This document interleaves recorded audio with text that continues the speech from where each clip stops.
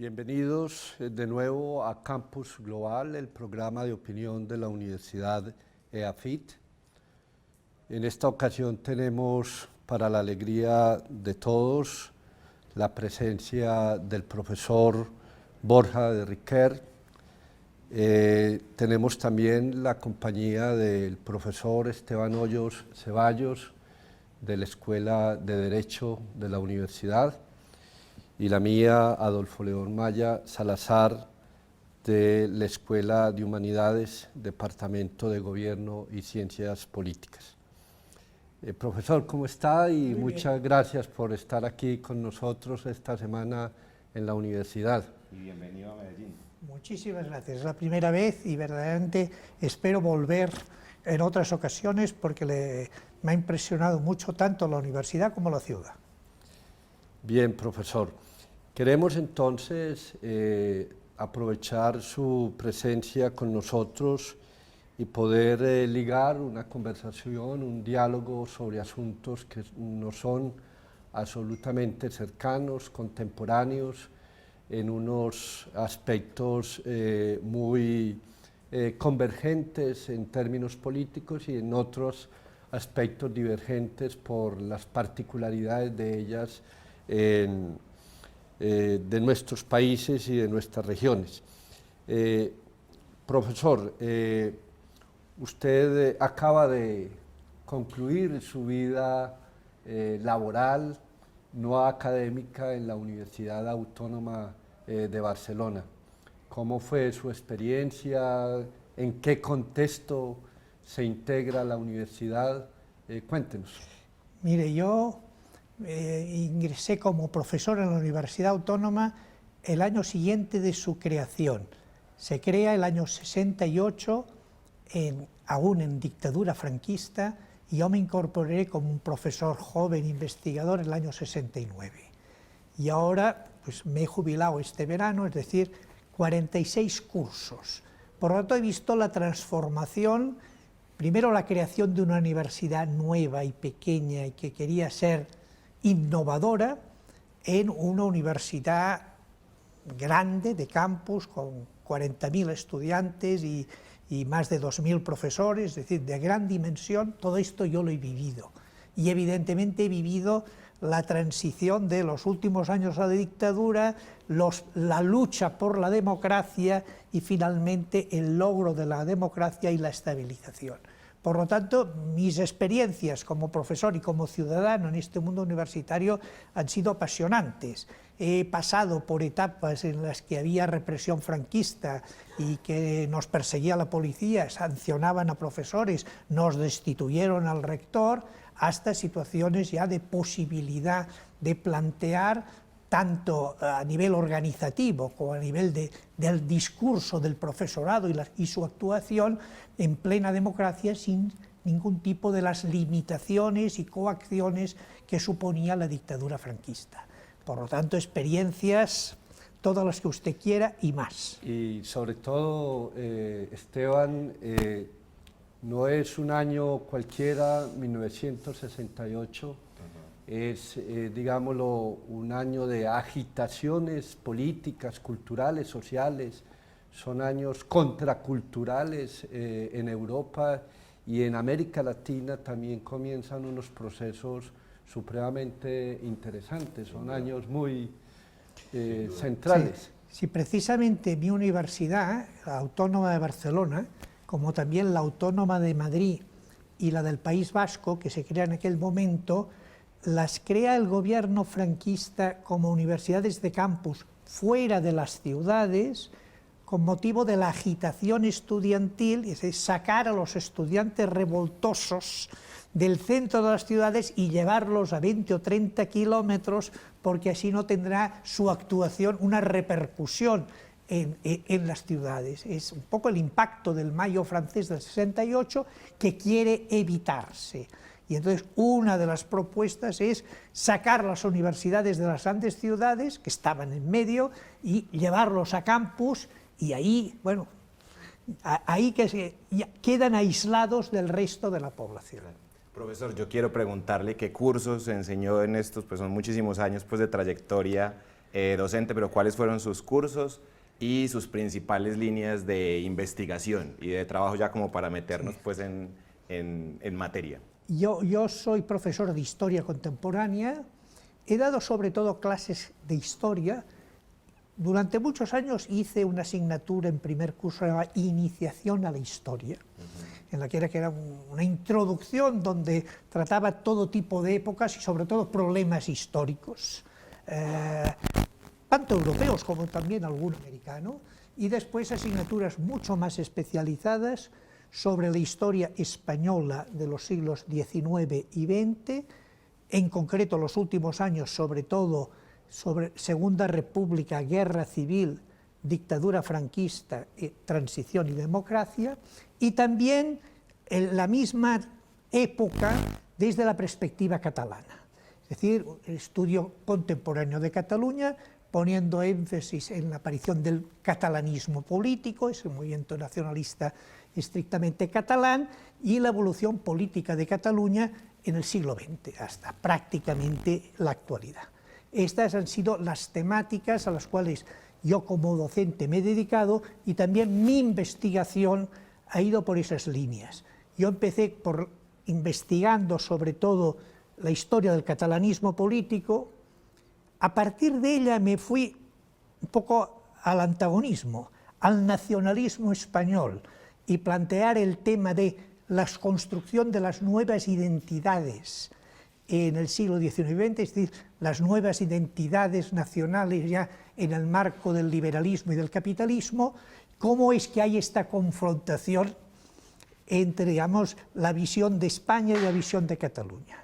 Eso llevado desde el XIX hasta el siglo XX, poniendo énfasis en temas como el proceso de nacionalización español. Yo defiendo una tesis de que es un proceso de nacionalización muy débil, con una capacidad de penetración social muy reducida, y eso es lo que explica el éxito del catalanismo como contrapartida. Y después me he centrado bastante en la época, sobre todo de guerra civil, franquismo y democracia, y tengo pues publicaciones tanto de investigación como de divulgación respecto a estas temáticas. Bien, siglo XIX y siglo XX que nos vinculan por rupturas políticas, la vida colonial que se experimenta entre nosotros, que se rompe en el siglo XIX. El siglo XIX es un siglo fundacional en términos de las estructuras jurídicas y políticas entre nosotros, el siglo XX igualmente de unos procesos de debilitamiento de esas estructuras o de fortalecimiento. Profesor, en esa línea, ¿qué importancia advierte usted de la historia y la memoria para dar cuenta de los procesos políticos de los pueblos? ¿Cuál es esa importancia? ¿Por qué es fundamental esa lectura del pasado y la construcción de una memoria política, una memoria cultural entre los pueblos? Yo pienso que es fundamental que los historiadores seamos capaces de divulgar con eficacia y por lo tanto que llegue a un gran público cómo el proceso, digamos, de transición del liberalismo a la democracia auténtica es un proceso largo, duro, violento, contradictorio, nada fácil. Es decir, que nadie nos ha regalado la democracia, sino que la democracia se ha conseguido a base de luchas, de sacrificios, de muchas víctimas, tanto en Colombia como en España, como en la inmensa mayoría de los países. Es decir, la democracia nunca ha sido una cosa otorgada, ni por el hecho que haya una constitución que se llame democrática, quiere decir que en ese país es democrático. Hay que analizar cómo funcionan realmente las constituciones. Yo en mis clases siempre he explicado a mis alumnos, mira, repasen ustedes las constituciones españolas liberales, desde la Constitución de Cádiz, formalmente son muy bonitas. Analicemos cómo se aplicaban. Verdaderamente las libertades, los principios que aparecen ahí, los ciudadanos los vivían.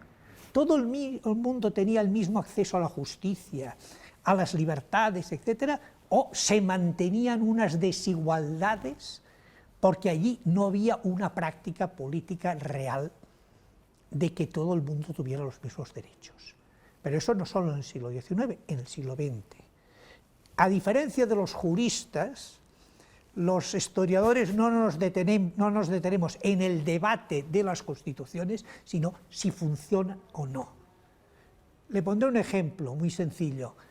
En Barcelona, en la ciudad en que yo vivo, durante la época de vigencia de constituciones liberales del siglo XIX, el 75% del tiempo estuvieron suspendidas las garantías constitucionales. Por lo tanto, los ciudadanos de la provincia de Barcelona, la más poblada de España, 2/3 del siglo XIX, la Constitución era papel mojado, porque las autoridades, sobre todo los capitanes generales, ejercían una censura de todo. Censura que llega incluso a cosas como hacer elecciones en estado de guerra sin que se sepa cuáles son las listas de los candidatos. Ya me dirá usted qué tipo de elecciones se pueden hacer. No hay propaganda, no se sabe quién son los candidatos. Eso en un régimen teóricamente liberal. Pues eso es lo que los historiadores entramos a fondo. ¿Hasta qué punto se cumplen en realidad las leyes? Una inquietud que me surge es un poco cómo usted ha visto el rol de la Academia Española y concretamente el rol de las facultades de historia, Sí. pues, y de los departamentos de historia ante esa construcción del pasado, de la forma en la cual se hace la historia y sobre todo esta historia reciente, contemporánea, sobre la que usted ha trabajado, como su valoración del papel de los académicos allí en el contexto español. Yo creo que, haciendo un balance global, el mundo de los historiadores españoles, no solo de los contemporaneistas, sino todos, ha experimentado, digamos, una madurez y una renovación significativa en los últimos 30 años. Había una vieja historiografía muy lastrada, no solo por el franquismo, sino por una tradición positivista, muy rancia, muy tradicional, que ha sido claramente desbordada por nuevas generaciones de historiadores más conectados al mundo metodológico y científico internacional, de manera que en este momento la historiografía española es absolutamente homologable a cualquier historiografía punta europea, sea la francesa, la italiana, la británica o la alemana.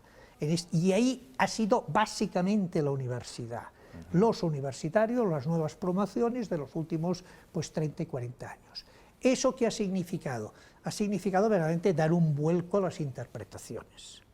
Evidentemente el franquismo había sido una hipoteca que impedía divulgar ciertas visiones, en general, de toda la historia contemporánea.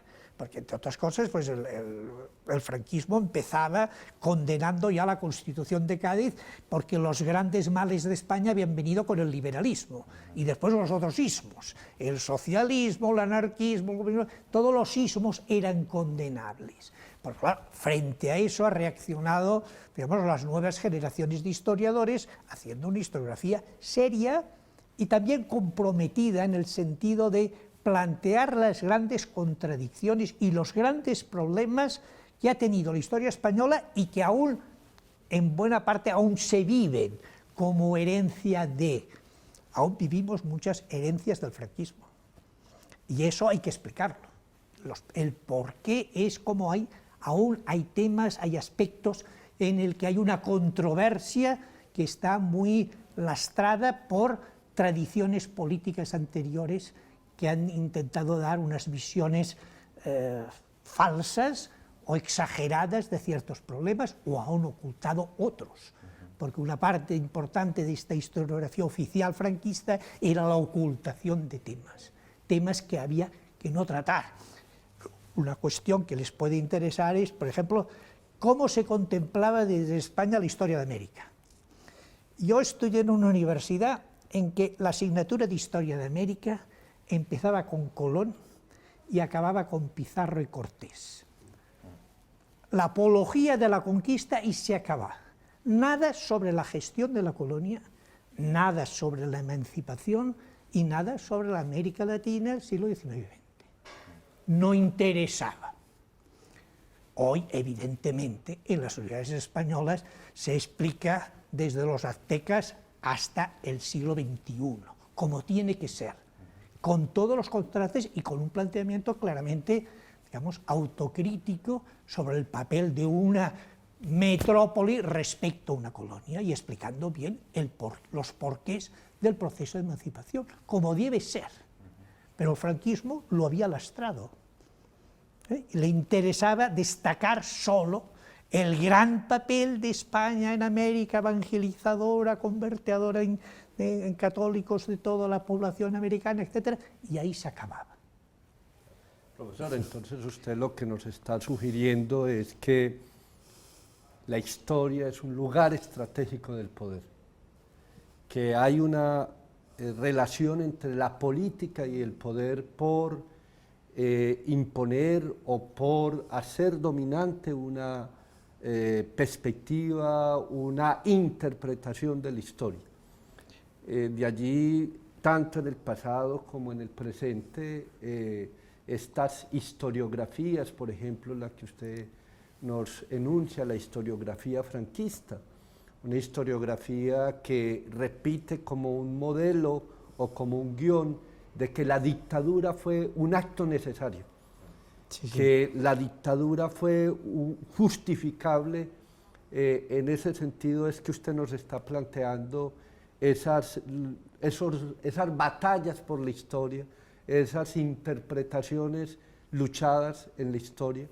Sí, tiene toda la razón. Es decir, gran parte de los políticos tienen la tentación de imponer una historia oficial. El que controla políticamente el presente quiere también controlar el pasado para justificar dónde está. Y por lo tanto hay la tentación de convertirse en guardianes de la historia, de una historia ortodoxa, auténtica, que justifica y por lo tanto oculta muchas cosas, justifica a quien tiene el poder con la pretensión de perpetuarse. Frente a eso hemos reaccionado los historiadores. La historia no puede ser dictada por los políticos, no puede haber historias oficiales. La historia es un debate científico, es un debate en el cual los historiadores, con el máximo de rigor, con documentos, escritos, orales, aportamos nuestras tesis interpretativas que siempre son sujetos a debate, a discusión, a corrección y enmienda cuando vengan otras aportaciones que las modifiquen. Y por lo tanto eso es un patrimonio colectivo. No puede ser del gobierno, no puede haber una historia oficial porque cambia el gobierno y ¿qué? Otra historia oficial, no. Hemos de sacar de manos de los políticos y del poder la historia para convertirla en una cosa que elaboran evidentemente los profesionales, pero que divulgan y que se asume como memoria colectiva. Y aquí hay el tema de memoria e historia. La historia es, para entendernos, la memoria colectiva, compleja y diversa. Otra cosa son las memorias individuales. Las memorias individuales responden a las tradiciones de cada uno, mi origen social, mi familia, dónde nací, mis creencias, y esa es una memoria subjetiva, que puede ser diferente de la de usted. Por lo tanto, la memoria personal puede ser diversa. Y sobre todo en temas conflictivos, hay memorias personales enfrentadas. Ustedes en Colombia lo saben perfectamente. La memoria sobre la conflictividad de los últimos 50 años está absolutamente fragmentada personalmente. Se piensan cosas muy diferentes. Entonces ahí viene el reto de los historiadores. ¿Cómo frente a esta realidad de memorias enfrentadas aparece el científico que intenta reunirlas, reinterpretarlas, de manera que todas entren, pero matizadas, desapasionadamente, y de manera que se pueda entender a todos, a los unos y los otros? Ese es un reto, sobre todo cuando se intenta hacer una interpretación sobre una guerra civil o un conflicto tan largo. Ustedes, los historiadores colombianos, tienen un reto muy grande a explicar qué ha pasado desde el Bogotazo hasta ahora. Yo, a propósito de esta respuesta, tengo una inquietud relacionada con el rol que los medios de comunicación pueden jugar en ese proceso, porque a veces siento que los políticos, como usted lo señala, son mucho más exitosos haciendo uso de esos medios para construir su propia versión o su historia oficial. Quisiera conocer como su impresión como sobre el rol de los medios de comunicación en la construcción de esas luchas por la interpretación de los acontecimientos pasados, y quizás la experiencia española nos puede iluminar ese punto. Es un tema muy importante, porque hoy los medios de comunicación tienen una capacidad de penetración social y de creación de opinión muy superior a la academia o a las escuelas.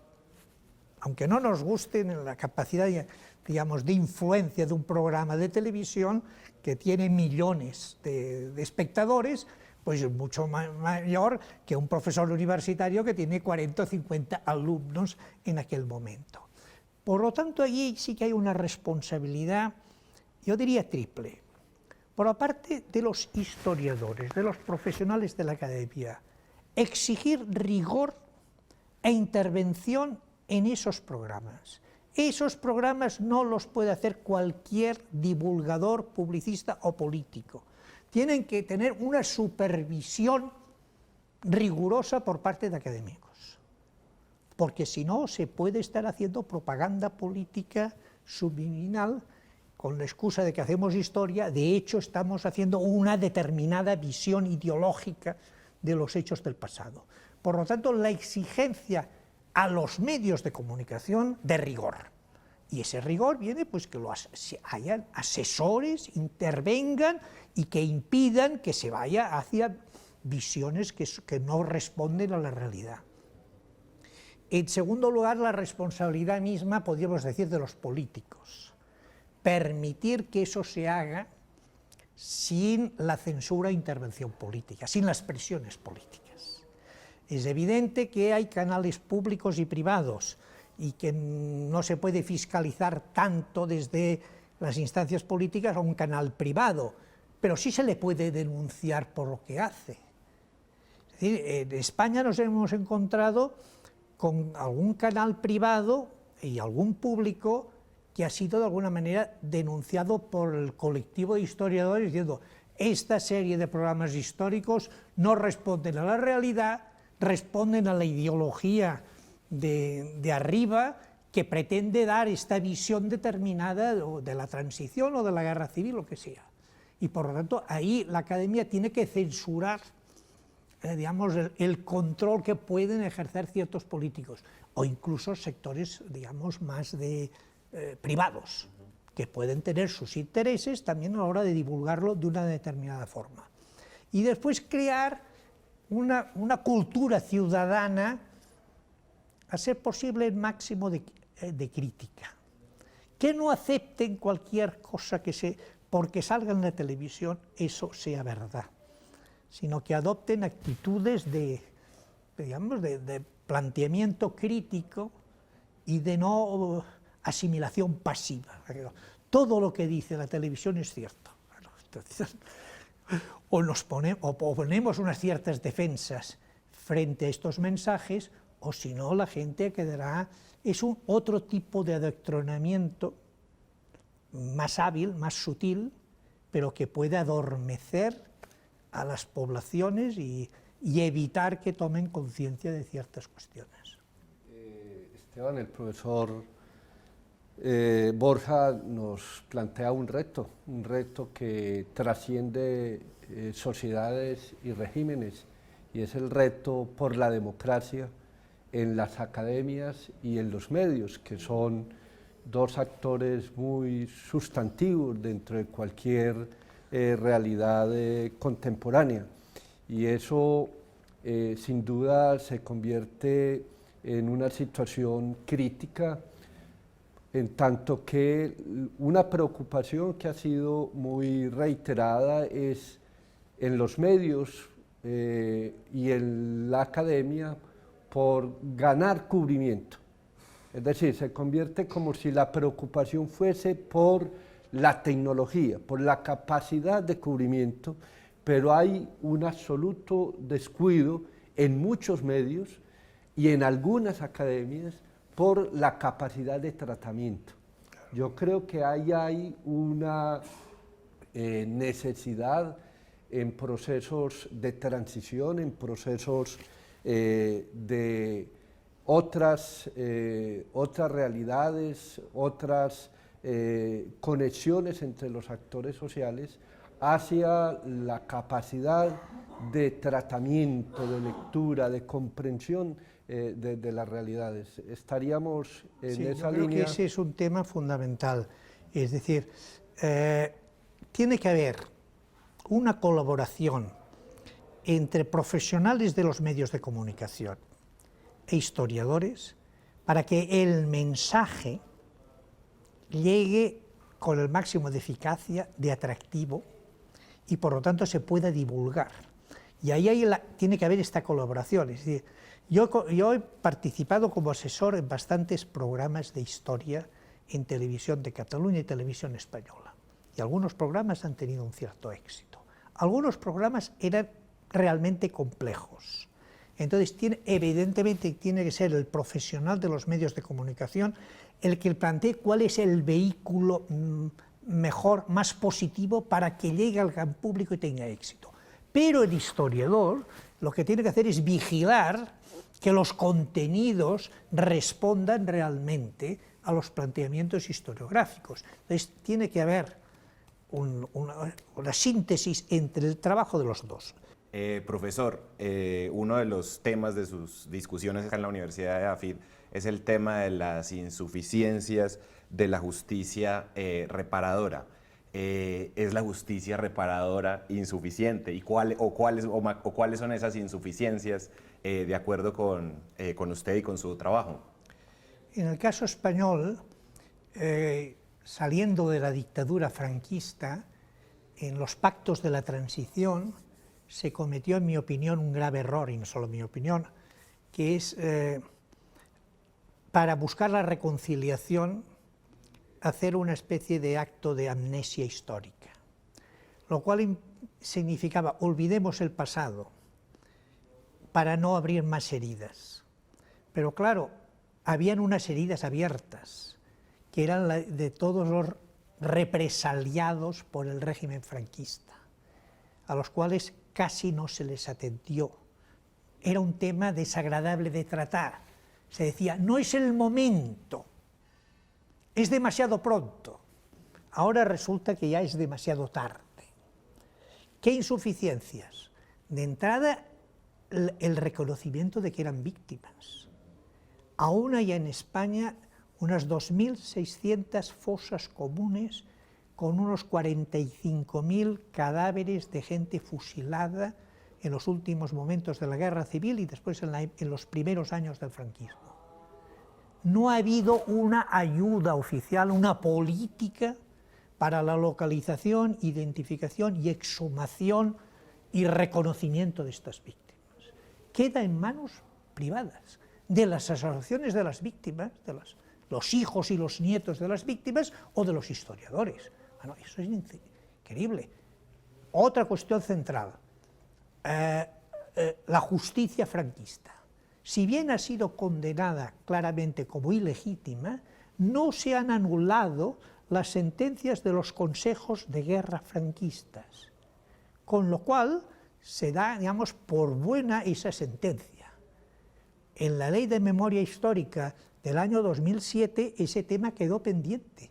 Los políticos no tuvieron voluntad de abordar y hacer lo que, por ejemplo, hizo la República Federal Alemana, que es declarar que toda la justicia política, tanto del régimen nazi como de la República Democrática Alemana, había sido ilegal y quedaba claramente anulados todos los procesos y los jueces obligados a reconocer eso. En España, algunos jueces conservadores, con la excusa de que en la Ley de Memoria Histórica no habla de anulaciones, se niegan a hacer anulaciones y dicen, eso es un tema ya prescrito, o incluso dicen, es que en ese momento que se dictaron esas sentencias, eso era legal. Claro, en una dictadura era legal. Bueno, ahora no estamos en una dictadura. Bueno, es decir, se llegan a cosas de aberración y por lo tanto han quedado pendientes muchos temas y no ha habido valentía política por los partidos gobernantes de derecha e izquierda de abordar seriamente este tema. Profesor, vayamos y escuchemos qué piensa algunas personas de estos procesos vividos tanto en España como en Colombia, en términos particulares, qué piensa la gente, que le puede enseñar la transición, la experiencia de la dictadura franquista a los colombianos y a una Colombia que anda también en un proceso de lograr transformar el conflicto armado interno en una situación política de acuerdos y de paz. Vayamos a ver qué piensa la gente. Yo pienso que Colombia le puede aprender a España pues como en el posconflicto la parte del perdón, o sea, entender tanto las altas cortes y pues, los funcionarios públicos y los ciudadanos, que lo que tenemos en este momento es entender que se viene una Colombia diferente, o sea, llevamos 50 años en una misma guerra que tal vez de pronto se pueda terminar, pero es cuestión como de entenderlos todos y que, o sea, a pesar de que haya tanta oposición, de que muchas personas no estén de acuerdo, es como entender que los guerrilleros que van a venir a nuestras ciudades, que van a volver a la ciudad, tienen que entender que somos también parte de sus vidas y que, o sea, como lo hizo España. Yo creo que Colombia no debería cometer lo que España cometió, o sea, en este momento estamos viviendo lo que vivió España, de la corrupción y quién está en la cárcel. Pensemos en Colombia y no lo volvamos a vivir. Pienso que nosotros olvidamos que realmente detrás de cada guerrillero hay una persona.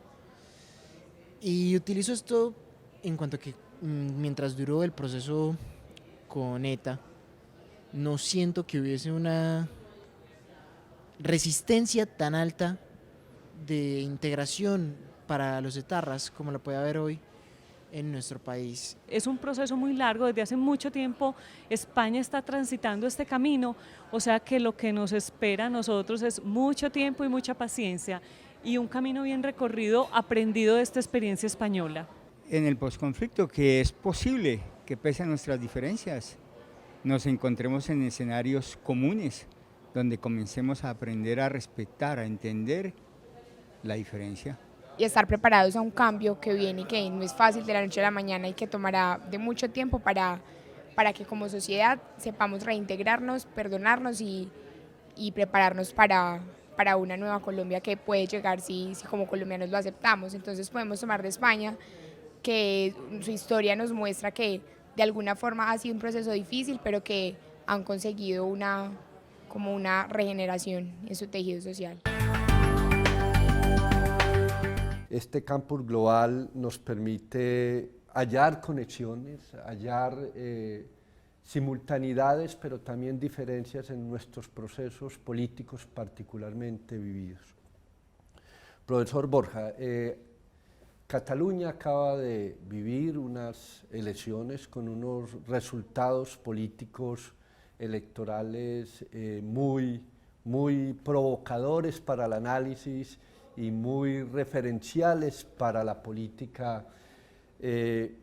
¿Cómo lee los resultados de las últimas elecciones en Cataluña?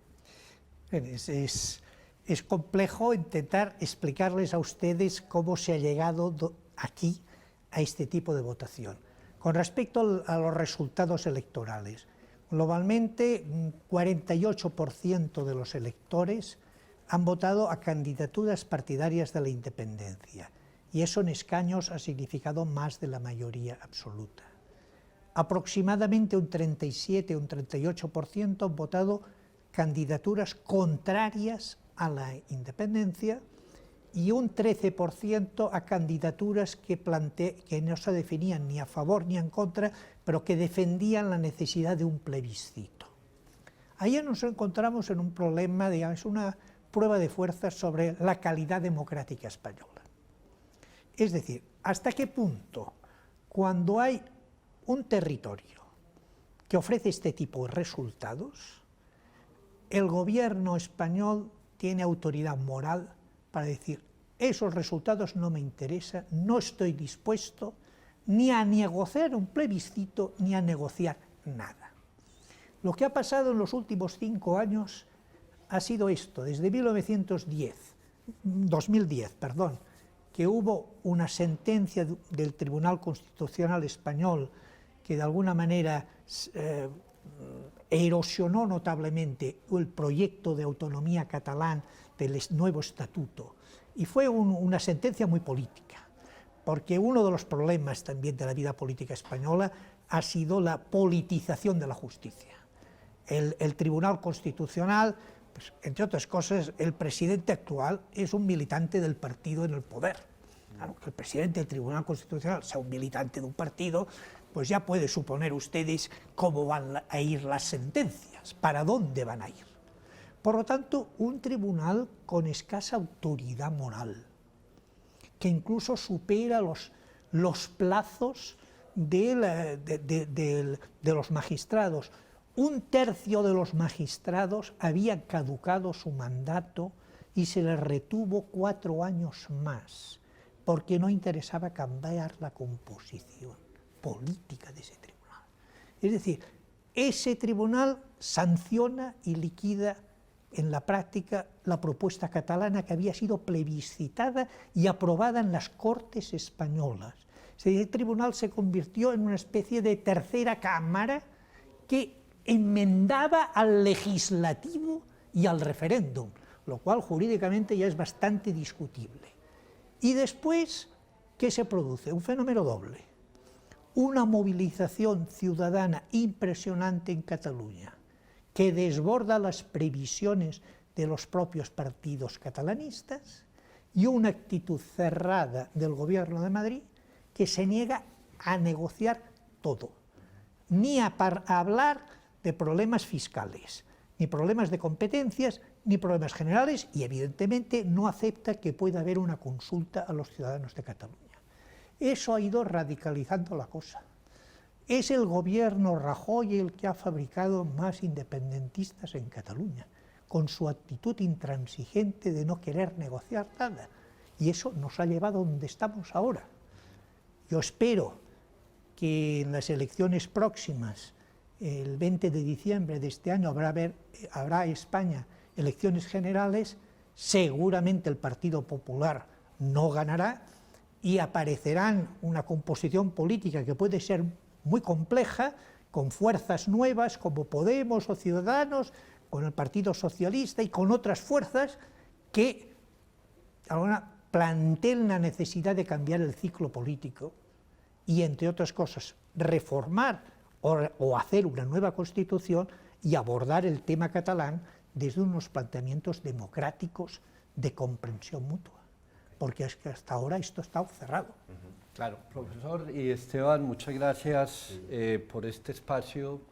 Quisiera de manera muy breve no desaprovechar su presencia y hacerle una formulación. Dígame.